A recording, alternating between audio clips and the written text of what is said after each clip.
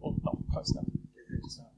Alright, brilliant. Okay, right. Good morning, everyone. So, thank you very much for coming to my talk. This is going to be sort of a whistle-stop tour of what I like to describe as the world of cyber deception. So, hopefully this is interesting. Hopefully you might learn a new area. Your interest might be piqued. This is something you can do at home if you've got the time and dedication. So, before we get started properly, let's do some introductions. So, my name is Joshua. I am a graduate consultant at a company called Logic. We're just down in Bristol. We do a lot of work for defence, or one of those kind of middle-sized SMEs. I did a computer science degree at Southampton. I have a Microsoft cert, but perhaps more salient for today is I have a certification in deception from a company called Countercraft. We at Logic are partnering with Countercraft to try and deliver their product across the UK. So if you've got a big enough organisation and you're interested in this, maybe you can hit us up if you so choose. I've spoken about deception before. I spoke about this at B-Sides London, but at that time I only had 15 minutes. Now you're stuck with me for 50. So we're going to go into a lot more depth this time, and hopefully we'll get to really dig into how we do deception. So, before I even begin to explain what deception is, we've got to take a step back. And we're going to start by considering cyber attacks. There's a lot of models out there for how people describe cyber attacks. The one I learned first was the Lockheed Martin model, okay? Which suggests that an adversary will do some reconnaissance on you, they will come up with an exploit, they will try and send that to your systems and get it to be run somehow. Using that, they will gain persistence, they will get some kind of command and control capability they will call home, and using that, they will try and action their objectives. Now, a lot of very traditional security tooling engages with our adversaries, so that is, it detects their presence and it tries to stop them. On the right-hand side of this red line, and that's because a lot of traditional security tooling is really focused on trying to stop some kind of infection or stop some kind of intrusion. So, for example, antivirus software clearly kicks in at that point on the kill chain. But that does beg the question, can we engage a little bit earlier on the left-hand side of the line? And with some types of tooling, yes, okay? With network intrusion detection systems, you can detect network reconnaissance. Fair enough.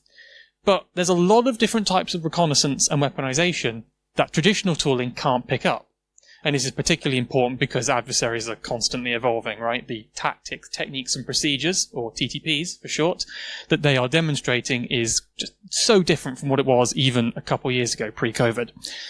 But this is also really salient because of insider threats, such as your rogue employees, who don't necessarily follow this kill chain in quite the same way. They usually follow it in a rather compressed manner, and so it gives you even more impetus that you've got to try and catch them out as early as possible. And so this is where deception comes in. So deception, at a really simple level, is tricking your adversaries by putting fabricated assets into your network or out onto the internet. So this could be fake servers, fake laptops, entirely fake copies of real systems. That's all valid different ways of doing deception. The presence of deception, it is supposed, changes how your adversaries make decisions as they run along this kill chain, as they encounter deception. And it leads to what some describe as cognitive and emotional responses in them that can impede their ability to perform their objectives. Now, that doesn't mean they curl up into a ball and start crying in the corner, but that would be great. What it actually means is usually one of two psychological effects. Overload and tunneling. Mental overload is a bit of a strange one to imagine. So imagine for a second that you were an adversary, okay? You're a nation-state adversary.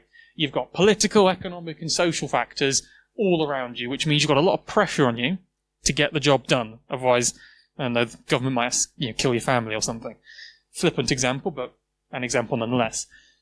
Now you've got to not only all those factors you've got to deal with, you've got to avoid being detected, you've got to avoid triggering traditional security tooling, and now an adversary has to avoid deception, falling for deceptive assets. That can be a lot to handle. It can be a little bit overloading, a little bit overstimulating, and that can disrupt attacks, as we'll see in a second.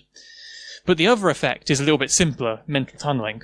Depending on the personality of your adversary, some might see that something is deceptive and get hyper-focused on trying to figure out if it's deceptive and lose complete focus of their actual goal, and that can again disrupt attacks. So, we've mentioned disrupting attacks, and indeed deception has a good number of benefits across the kill chain. Overload can stall adversaries, okay? If you've got fake assets in the way of real ones, and if adversaries are overloaded, it's going to delay how long it takes until they hit your real assets, giving you more time to prepare and more visibility over the earlier stages of the kill chain. But if you have a whole bunch of fake assets, if you put monitoring and logging on them, if you analyze the indicators of compromise, IOCs, and those TTPs, you can generate threat intelligence. You can see what they're doing, and you can try and respond. But the difference here is the word in front of it, real-time threat intelligence. Unlike threat intelligence from Microsoft or MISP or any other threat intelligence provider, you can create this in real time. As soon as you see an adversary do something, there's your threat intelligence. You can act upon it immediately. And if you've based your deceptive environment on your actual organization, which is a very common, but admittedly not exhaustive use case, then you know exactly what you need to do to defend against a similar attack. You're not getting any irrelevant threat intelligence. And so that can really reduce the cost of triage of future incidents. And as I've alluded, that overload can disrupt attacks. There's a greater chance that someone might accidentally, for instance, forget to turn down Nmap, or click somewhere they're not supposed to, because they're mentally overloaded.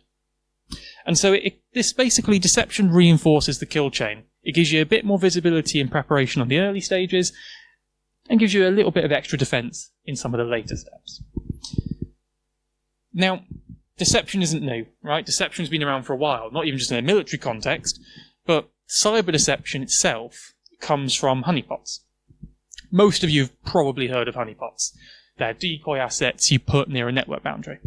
So, for example, we might put a honeypot here in between the internet and this external firewall, the demilitarized zone, the DMZ.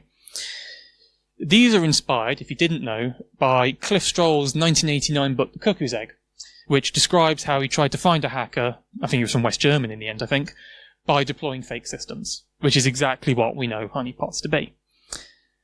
The problem with classic honeypots is that they're often deployed and then just completely forgotten about. You get them off GitHub, you put them on a container, and then you go to bed and you call it a day. So they're a very, very basic detection capability in most cases. But in recent years, we've kind of seen the growth of deception platforms. We've seen the growth of actual products meant to do this thing properly. And there are two particular things these platforms do that has evolved deception from honeypots into something more sophisticated.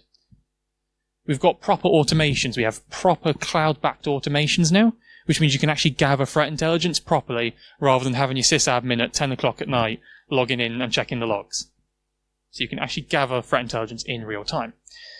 But because of the cloud, everyone's favorite buzzword, the cloud, the economies of scale of infrastructure as a service means you can now deploy infrastructure really cheaply.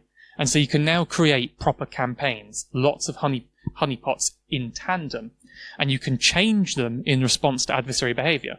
So you can actually now engage with them. If you see them do something, you can change the environment accordingly. And that's really powerful, and that's been the trend over time. It's no longer machine forgotten about in the DMZ, it's proper engagement with your adversaries. Now, deception isn't simple. There's no sort of one-size-fits-all approach, but as I see it, there are kind of three main steps in order to do deception. The first is that you need to have very clearly specified deception requirements.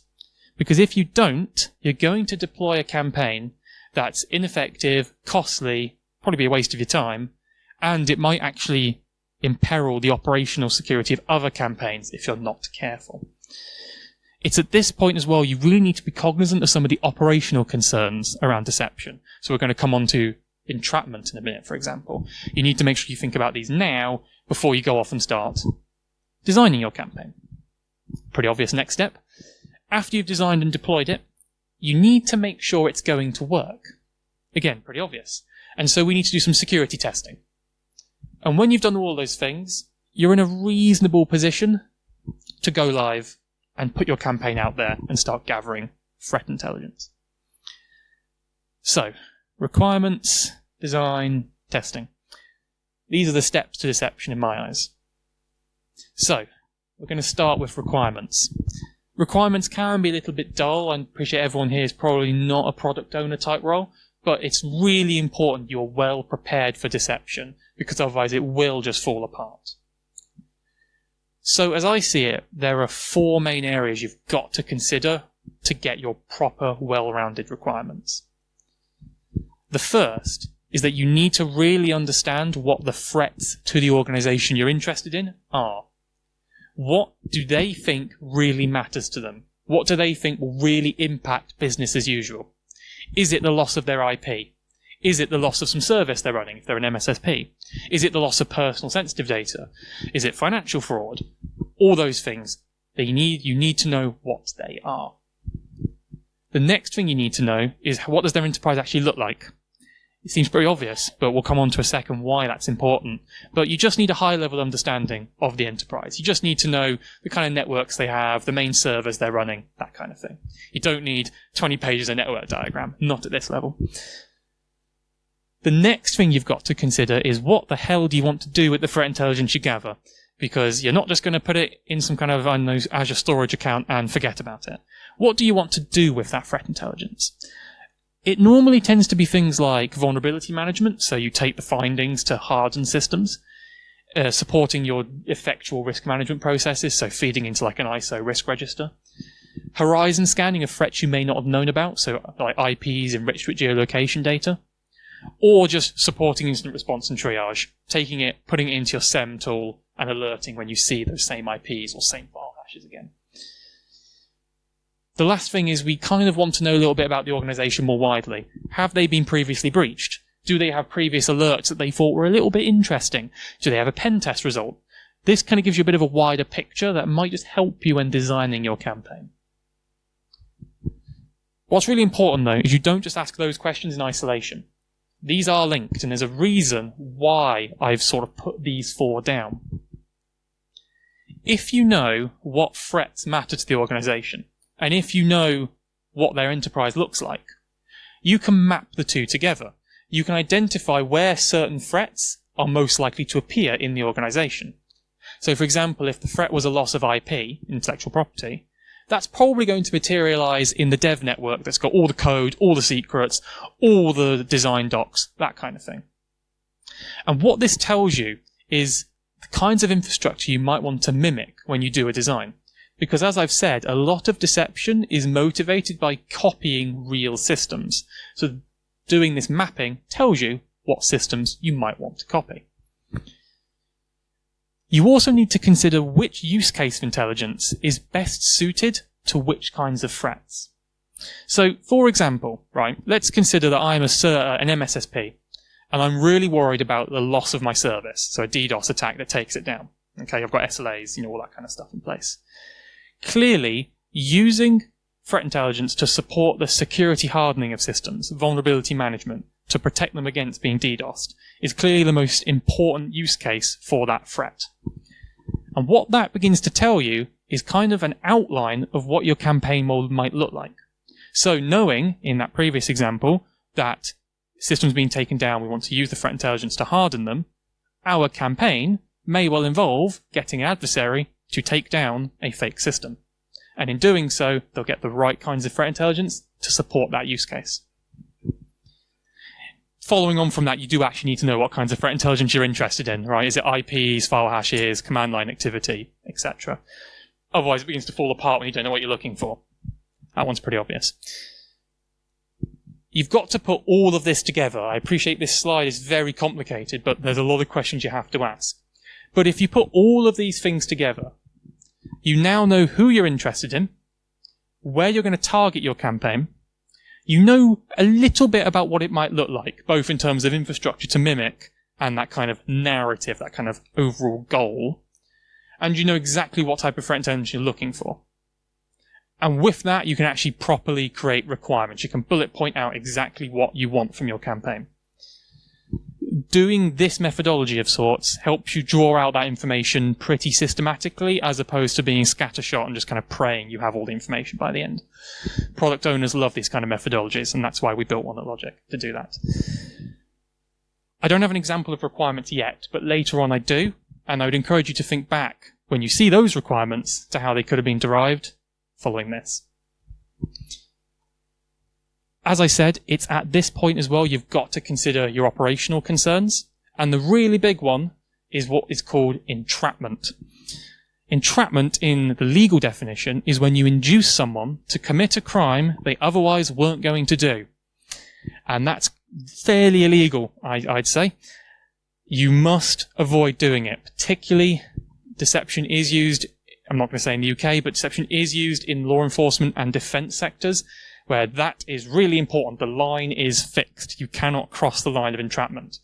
You've got to avoid passing the line, and that normally involves really careful design of the lure, the thing that draws your adversaries in. It's what's known as a breadcrumb. We'll see that in a second. Where you put them and how they're designed is really important. If someone incidentally comes across them, and if without the intent to commit a crime or attack, that breadcrumb mustn't suddenly make them go, "Ooh, I think I'll go hack this and make money." If it does that, you've caused entrapment. The other two are a little bit simpler. Isolation should be pretty clear. You don't want people to be able to laterally move from deceptive environment to real environment. And you also need proper playbooks to deal with what happens during the life cycle of your campaign. If it's attacked, who do you tell? What's the lines of communication? How do you report that? You don't want your SOC team to start having a panic because they think the real systems are being attacked when they haven't, but you do want them to be stood up so they begin to analyze the threat intelligence. So, we've got our requirements. We've gone past the product owner role. Now we get into the fun stuff, which is actually designing a campaign. There's a couple of key things you have to put together to make a deception campaign. You can't just deploy some machines and sort of have fun for an evening. As I've alluded, the first kind of building block of deception are your breadcrumbs. As I said, it's that initial lure that kind of draws your adversaries in, okay? And these can be anything, so long as they're just relevant to the context. Can be credentials, certificates, QR codes, a USB stick I kind of just leave on the floor in the office. That's also a valid breadcrumb.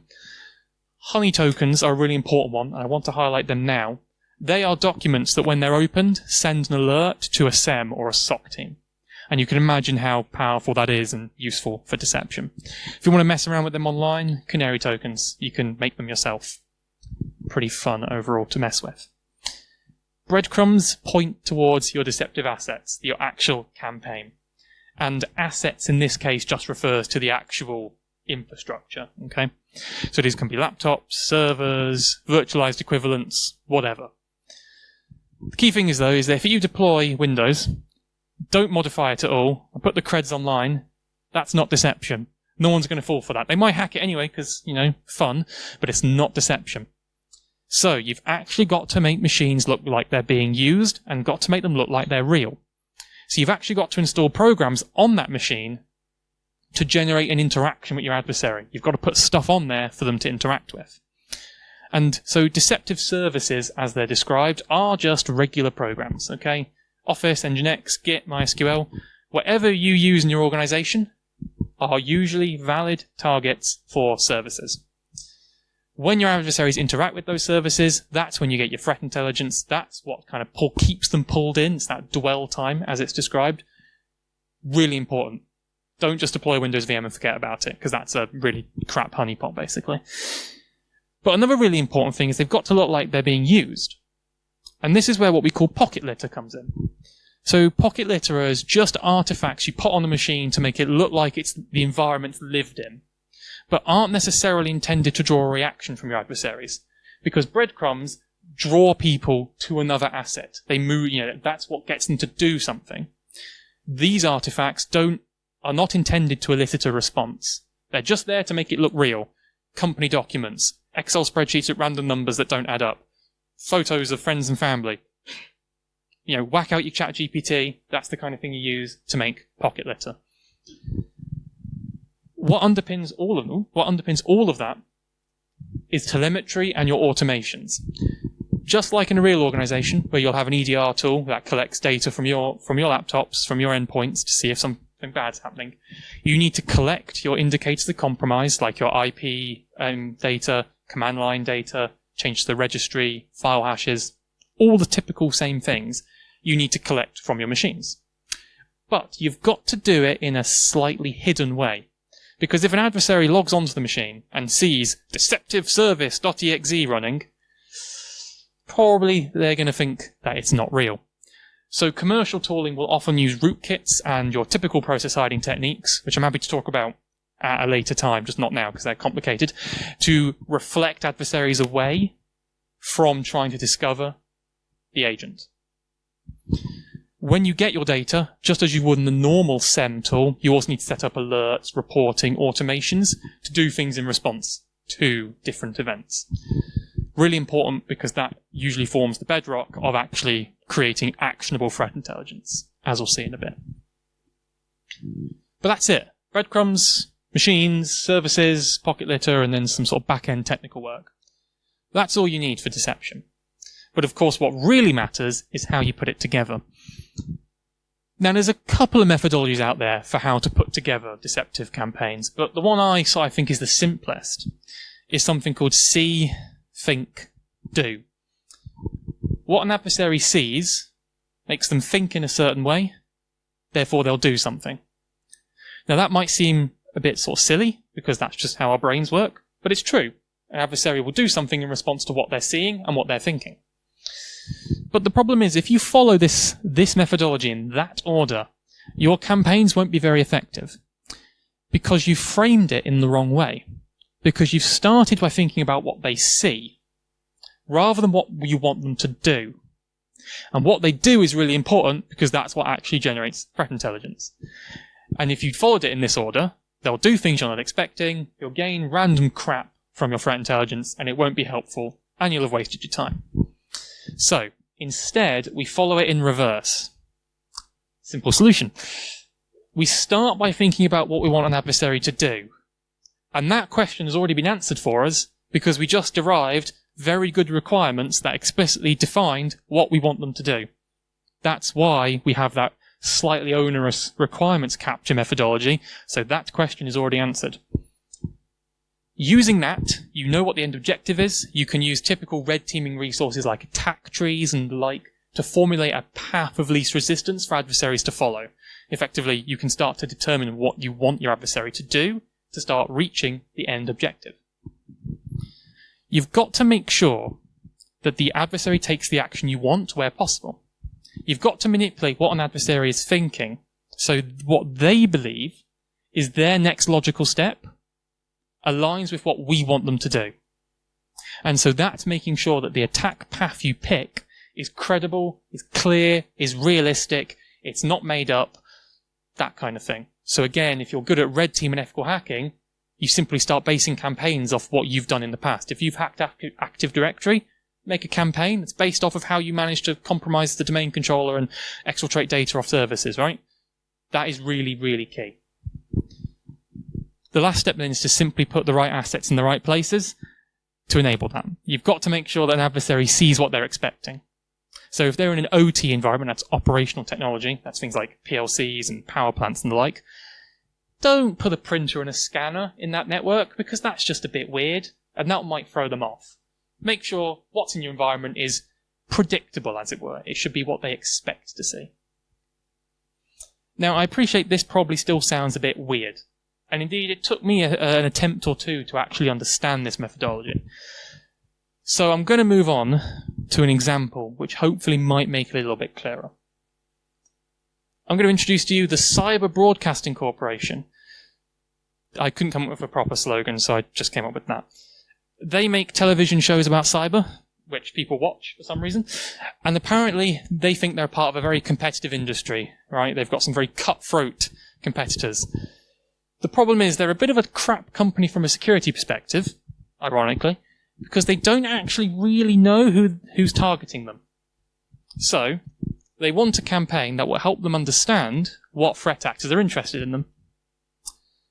But they also want to understand what types of data those threat actors are interested in, how they find it, and then what they do with it. So they can therefore improve their security posture in that respect. A little bit of additional information about this fake company. We're going to assume they're hybrid cloud, so they have on-premises Active Directory and Entra ID in the cloud. Don't worry if that doesn't mean too much to you. It just means there's going to be some infrastructure that we have to do in order to support that assumption. And their definition of sensitive data in this case is they're worried about things like, edit scripts, A-roll, B-roll, shows that are still being edited, like Final Cut projects, talent contracts, that kind of thing. They're not worried about personal informational data in the scope of this campaign. So those are our requirements. They want to know who's interested in them and what they do with any sensitive data they come across. So what's really important about see, think, do, when done backwards, is you've got to start from the end. So on this slide in a second as we fill it out, we're going to start here on the right and we're going to work backwards to the beginning on the left. Okay? So we know what we want them to do. We want them to exfiltrate some sensitive data. So at the end of our campaign will be some fake servers hosting fake data. So we're going to have a NAS, network attached storage, hosting fake footage, scripts, get the interns to make some crap, you wouldn't air it anyway, but use it for deception, why not? And on another server we'll have things like contracts, legal papers, maybe some ransomware insurance documents, for example, that kind of thing. Just as an aside, I know DocuSign can't be used on premises anymore, but it illustrates the point a bit more easily rather than some tool no one's heard of, so let's pretend you can use DocuSign on premises. It's a SaaS product now only, unfortunately. Okay, we've got to think, how do we get to those services? Well, we're on premises, so we're going to have some kind of employee workstation, okay? We're also going to have the underlying Active Directory stuff behind it, because again, that was our assumption. So this workstation, we're going to put stuff like Office and Teams on it, because that's what regular people unfortunately have to use. In terms of breadcrumbs that are going to lead them across, we might have an active browser session to one of these, like TrueNAS, for example. We might have some personal documents with a password that they've, forgotten to delete. It's pretty common. Those kind of breadcrumbs will draw our adversaries to these services. However, it's worth noting that adversaries are unpredictable no matter how hard you try to kind of pen them in. So you normally have a backup attack path, just in case they really go off the rails. And so in this case, Active Directory, if anyone here has done Active Directory pen testing, a lot of people will go in, I think it's called Bloodhound, they'll start enumerating everything on the domain controller. They won't even bother looking at the machine, they'll just start running their scripts. So we will enable that use case because we can have adversaries compromise the domain controller, compromise the authentication, and get to the services that way. That's still useful threat intelligence, but frankly, we prepared for it.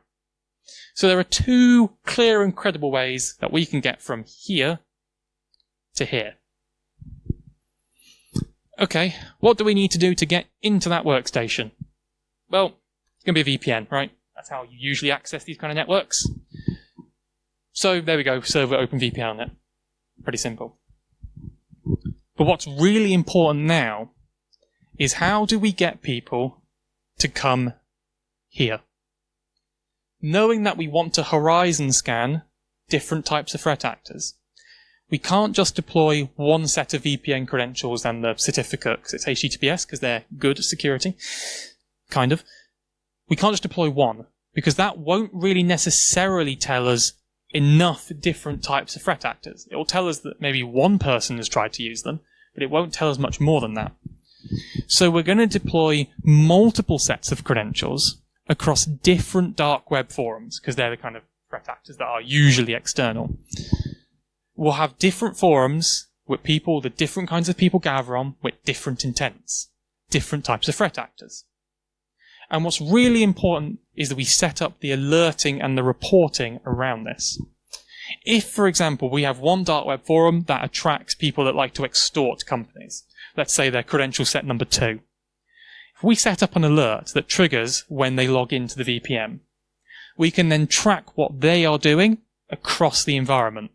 So we know that, for example, people who want to extort us are going to come in, they're going to use the credentials, they're going to do this, and they're going to exfiltrate these kinds of data, and they're going to do whatever with it.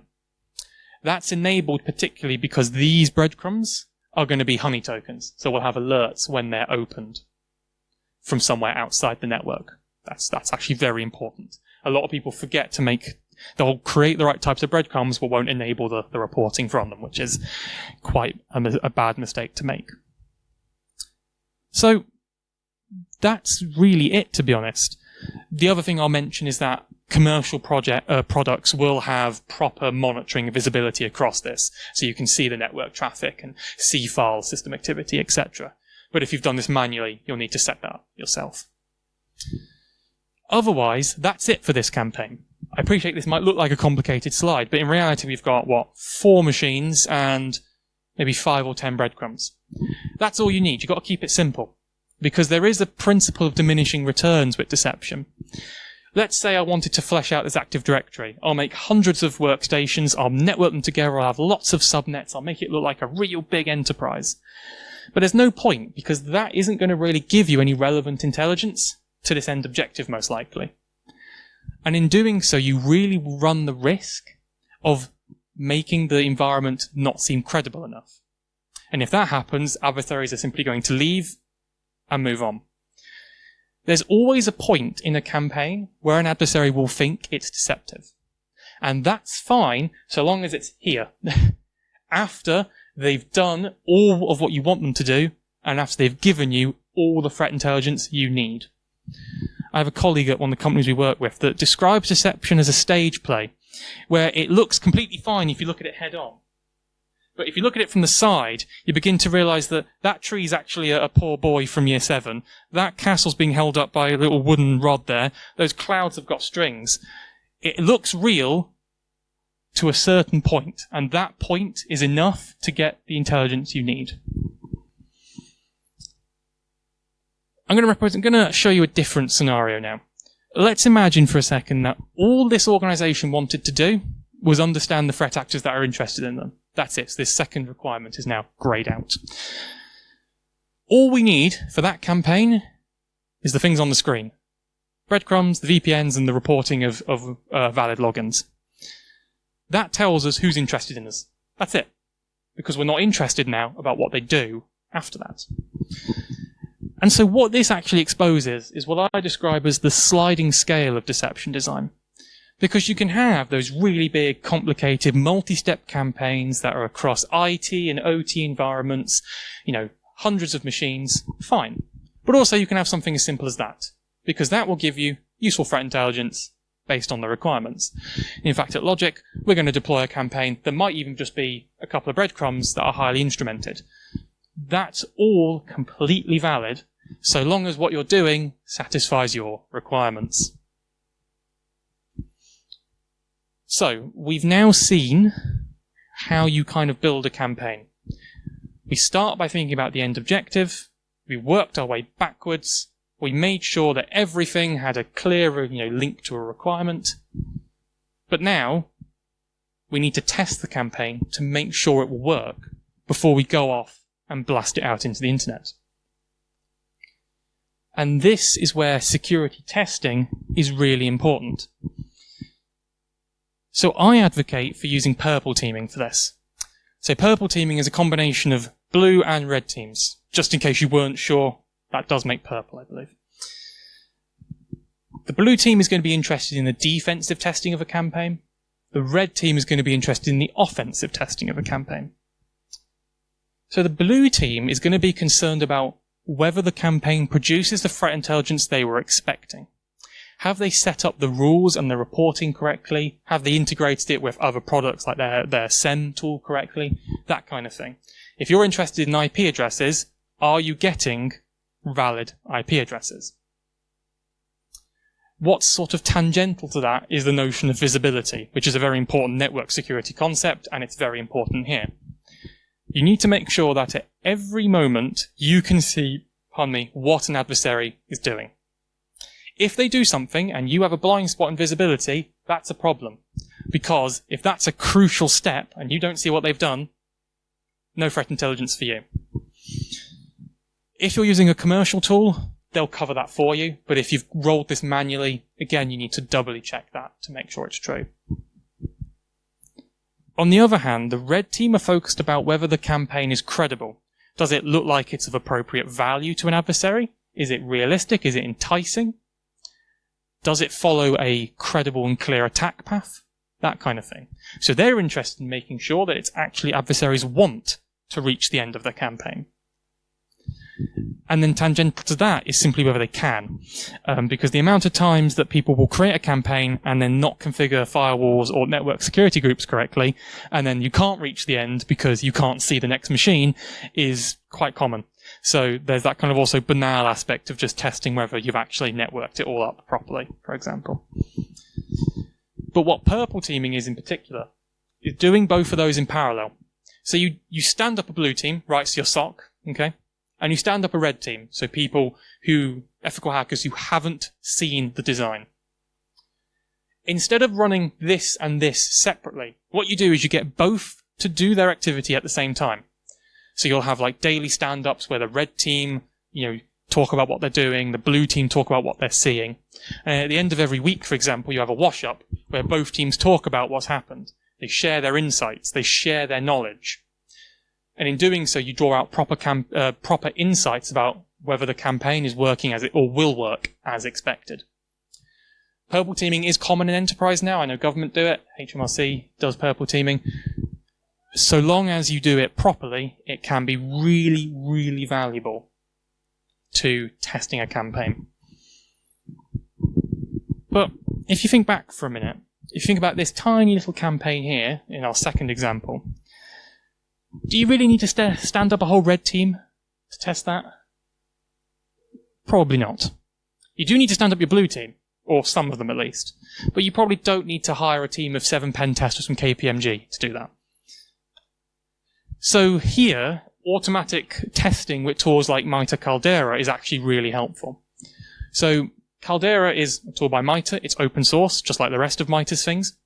And what it lets you do is basically create fake adversaries sort of programmatically.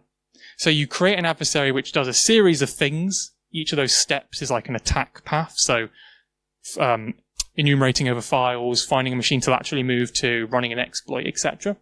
You string them together, you put an agent on one of your machines, and you run it. Done. So in this example, we would simply put an agent here that tries to log into the VPN. That's it. And then we check if the blue team can see that activity. So if you've got a small campaign, where possible, you should consider automated testing. It saves everyone time and money. CISOs love money. So that kind of begins to bring me to the end. And I hope that this has been fairly interesting. Deception is quite a multidisciplinary area because you need people who are good at blue team stuff. You need people who are good at red team ethical hacking. You need good product owners to derive good requirements. You might even need a bit of a criminological aspect.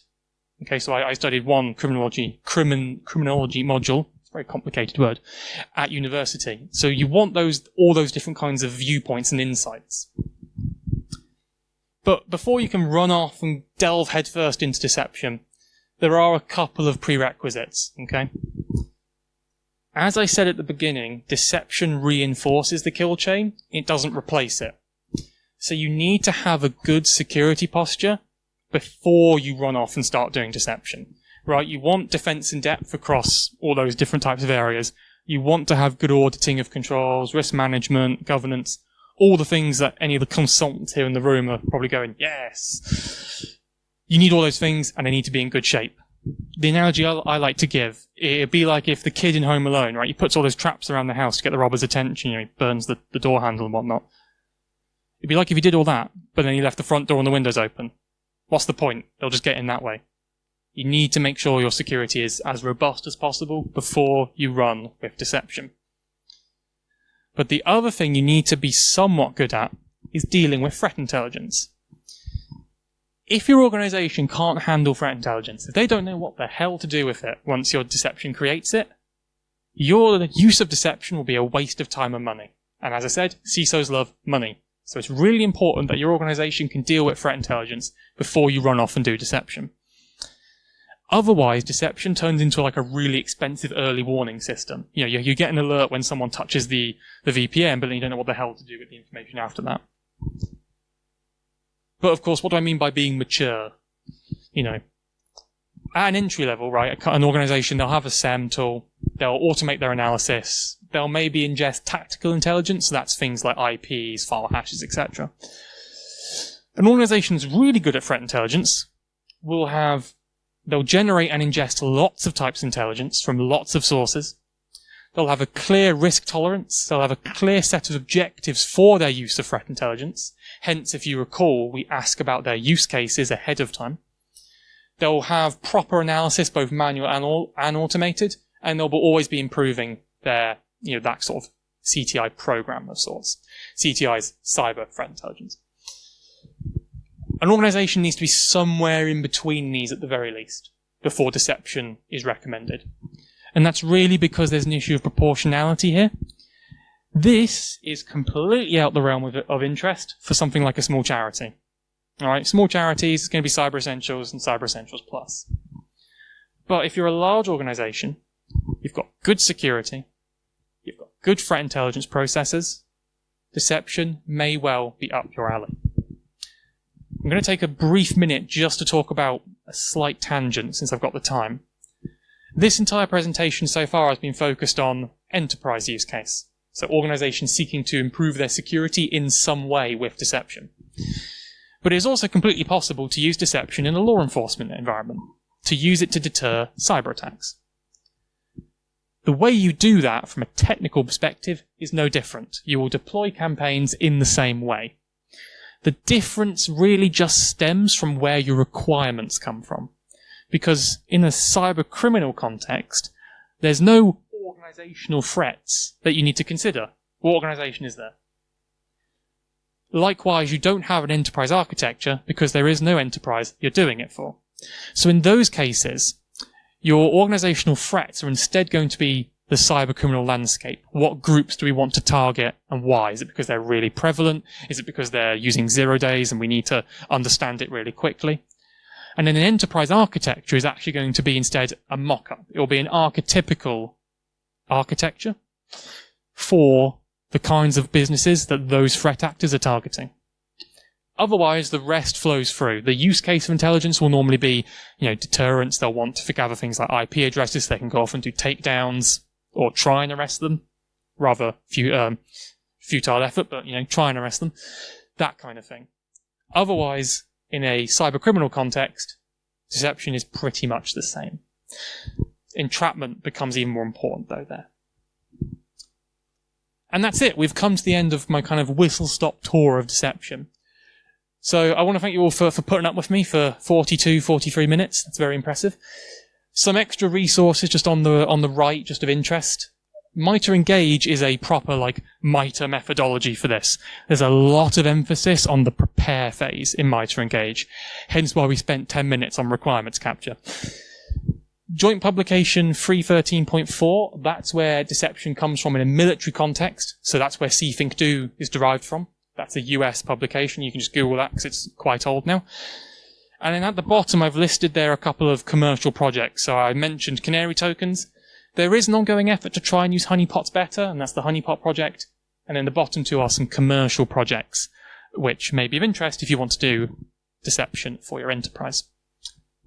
And with that, that's it. So feel free to reach out on LinkedIn. I'll be around for the rest of today, so you can obviously come and find me if you have any more questions. But we've got about 7 minutes, I'd say. So, fire away. Right, you there, yes.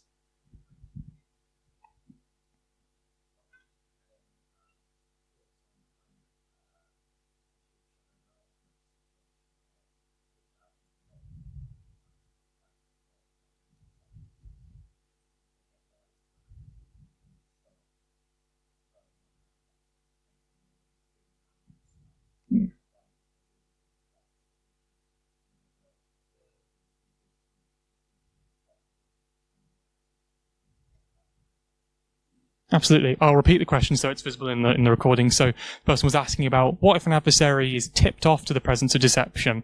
They've got reasonable doubt, and they start making noise to kind of throw off the campaign, throw off monitoring, and basically cause problems. So that is always a risk, okay? There's always a risk that the adversary will detect deception early. And so normally in the prepare phase in MITRE Engage, there's a really important bit about the rules of engagement. The red line that when it's been crossed, you call off the campaign because you think it's no longer effective. In that, you will consider technical risks like that campaign is turned into a botnet and people start being attacked by us and it doesn't look good. But in there, it's called validity checking, right? And as part of that, noise is a relevant tactic in that. A lot of the commercial projects will have automated rules and reporting to deal with that use case when the tools think an adversary has detected the presence of deception and is starting to try and subvert the campaign. I've not seen it yet personally, but it's not to say it absolutely is a reasonable use case. And in that case, if you've got a properly defined campaign where you've got the proper monitoring around it, you can still see what they're doing. It's at that point you're going to need to really stand up your SOC team to really start filtering out the noise. But in any case, if you've got a proper campaign, they can try and add noise, but what they're doing should always be visible. And if it isn't, we've got a problem, as we said, from the blue team side. So, very good question. Anyone else? You, the red shirt there on the left.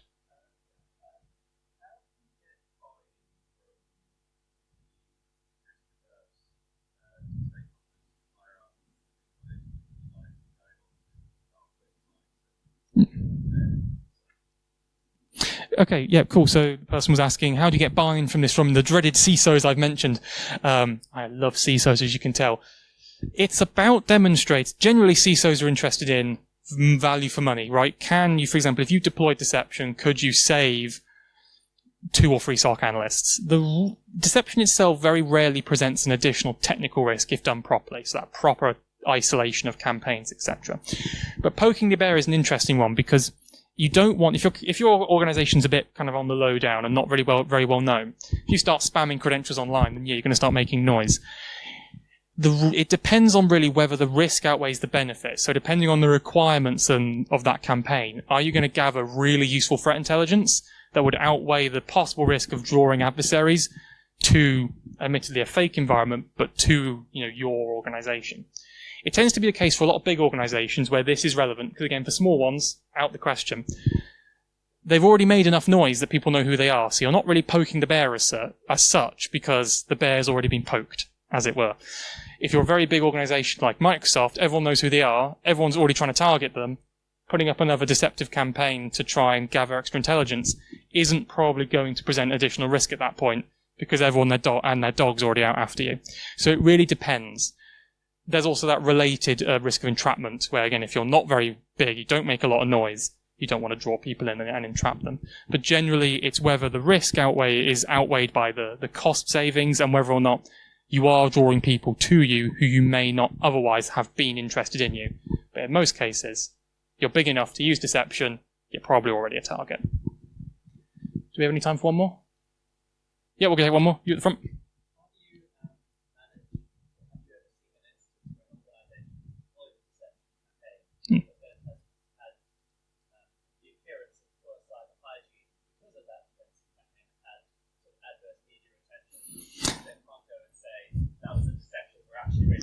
Yes, there's the question I was expecting to be asked. I was asked it at B-Sides London. So this is about the playbooks, that lines of communication.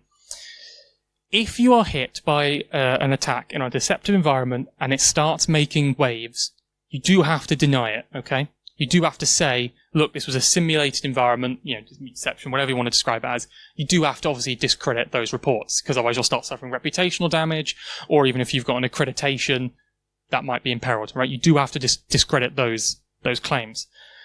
But that's actually a good thing, and it doesn't really have much of an impact, because there's an interesting sort of debate in terms of like papers on this about whether if you tell someone something might be deceptive, whether it's actually going to have any impact on its effectiveness. Generally, you could, for example, on Ubuntu, you can log in and have the bash login message appear. You could put, this system may be deceptive, we are partnering with X, and that will generally have no impact on an adversary's behavior. Or if it does, it'll be positive, i.e. they'll begin to make more mistakes, that kind of those psychological effects you mentioned earlier. So generally, if you're hit by an attack on a deceptive platform, you should acknowledge it. It generally won't be too adverse. And actually, it may be positive. Of course, you will have to rotate out that campaign, new IP addresses and the like, etc. But it doesn't mean you can't do deception anymore. You should absolutely not let yourself get bullied online. You should absolutely own up to it, and there are benefits to doing that. I think that's pretty much it. So thank you all so much for listening. I'll be around for today if you've got any more questions. I can show some examples of specific campaigns on specific platforms if anyone's interested. But thank you all so much for listening, and have a good rest of the conference.